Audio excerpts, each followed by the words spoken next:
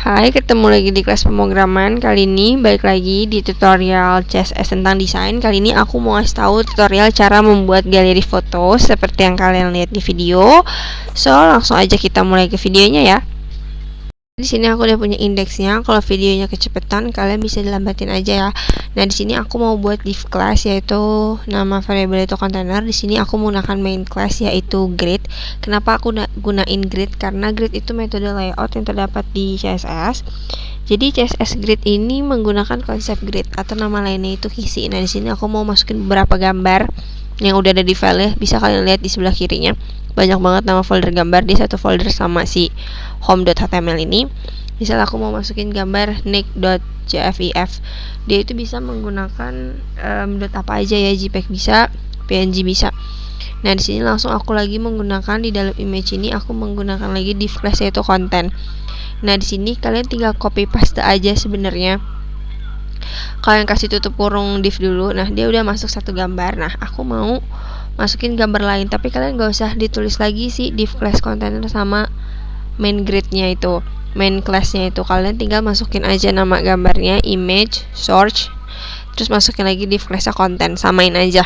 Nah, ini aku udah masukin gambar kedua. Dia kan beda nih resolusinya ya, kalian bisa lihat sendiri resolusinya itu beda, lebarnya beda, tingginya beda. Nanti akan kita rubah menjadi sama sesuai ukurannya, jadi dia kelihatannya tidak begitu berantakan gitu ya. Nah, di sini tinggal di copy paste aja berapa banyak yang kalian butuhkan gambarnya. Di sini akan aku cepetin, jadi nggak akan aku jelasin lagi. Aku jelasin lagi nanti langsung di bagian CSS-nya aja ya, karena di sini hanya copy paste aja.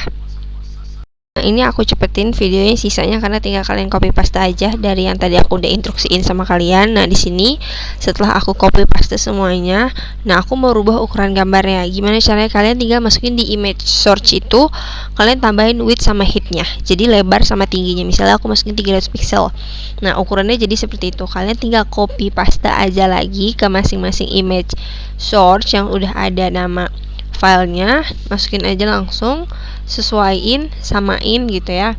Nah, misalnya udah semuanya udah disamain, nah dia jadi ukurannya sama kan, jadi sama-sama, nggak ada yang besar sendiri, nggak ada yang lebar sendiri, ukurannya sama. Nah, gimana caranya untuk mengaturnya?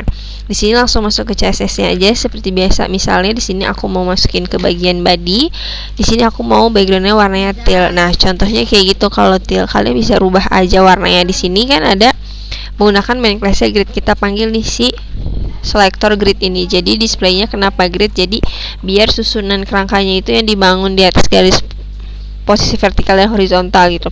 Di sini ada template column. Template column itu untuk menentukan ukuran kolom atau baris ya, untuk menentukan panjang dari kolomnya.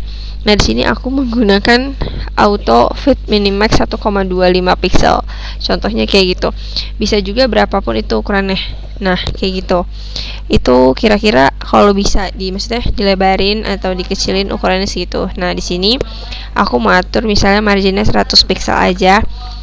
Nah, kayak gitu. Di sini itu ada FR ya. FR itu ada fraction. Fraction itu merupakan jadi kayak untuk mengatur proporsi tiap item gitu loh pada baris. Nah, di sini aku menggunakan align itemnya itu center. Aku udah sering banget jelasin align item itu apa ya. Nah, di sini juga aku melakukan grid gap. Grid gap itu apa sih gitu?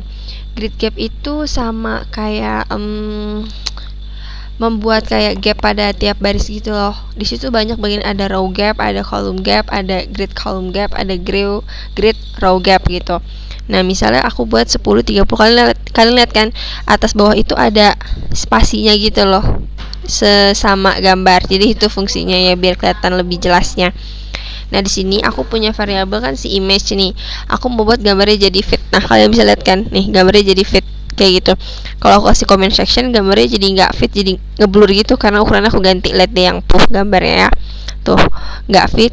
Aku kasih object fit cover, nah dia langsung fit gambarnya, jadi langsung menyesuaikan lagi karena ukurannya itu aku kecilin tadi. Di sini aku panggil lagi si grid dengan image, selector grid dengan image. Di sini aku mau ngapain? Di sini itu aku mau mengganti ukurannya. Ini kan ukurannya kotak nih, aku mau ganti tumpukan 4 itu yang di atas sudut 4 itu mau aku ganti jadi sedikit cembung gitu ya.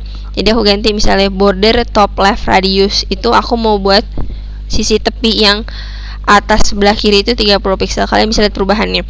Aku mau ganti yang bawah kanan. Nah, darinya lancip dia jadi sedikit lebih melengkung, lebih cembung gitu. Kalau aku ganti misalnya 10 pixel boleh. Jadi dia cekungan hanya sedikit aja. Tapi di sini aku buat 30 pixel. Kalian bisa adjust sesuka hati kalian aja ya.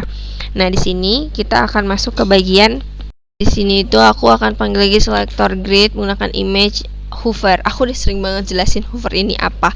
Jadi hover itu kalau kita tuh bisa buat di link. Jadi kalau kalian mau ngetik klik di hover, dia akan berubah pointer yang menuju ke link tersebut berubah warna atau enggak. Tapi aku di sini mau merubah gerakan transisinya. Jadi transform, misal aku rotate 15 degree, contoh kayak tadi bisa geser ke kanan ke kiri gitu, tapi hanya 15 derajat, karena rotate itu satuannya derajat. Misal aku buat lagi transform scale 0,5 misalnya, ini tuh kalau nggak salah buat zoom out. Nah, kayak gitu. Jadi dia akan lebih mengecil gitu loh, zoom out. Nah, di sini juga banyak tipenya. Misalnya aku mau ganti lagi, di sini metodenya itu ada beberapa banyak metode transform.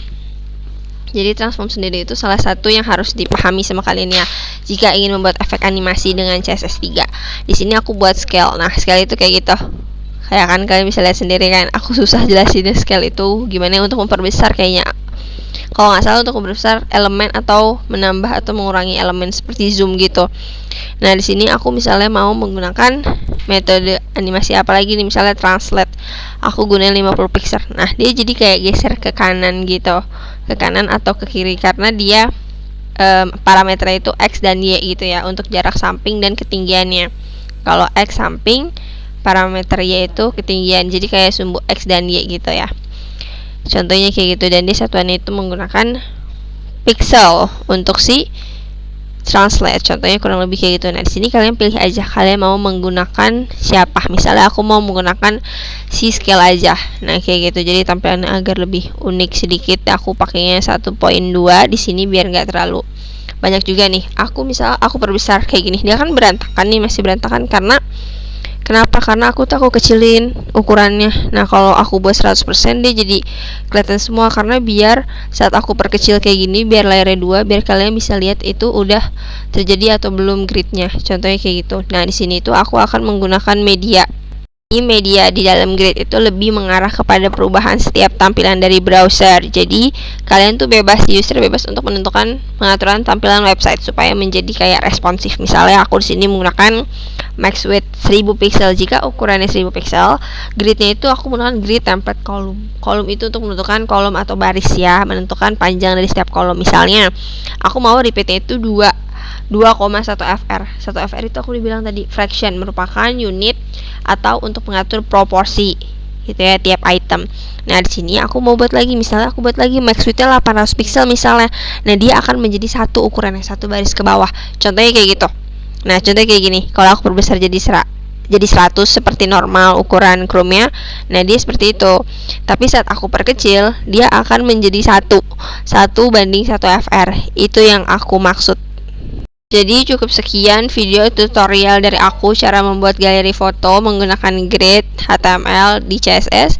So, kalau kalian suka sama videonya, jangan lupa untuk di like, di comment, di subscribe. Jangan lupa juga di share ke teman-teman kalian. Dan sampai ketemu di video selanjutnya.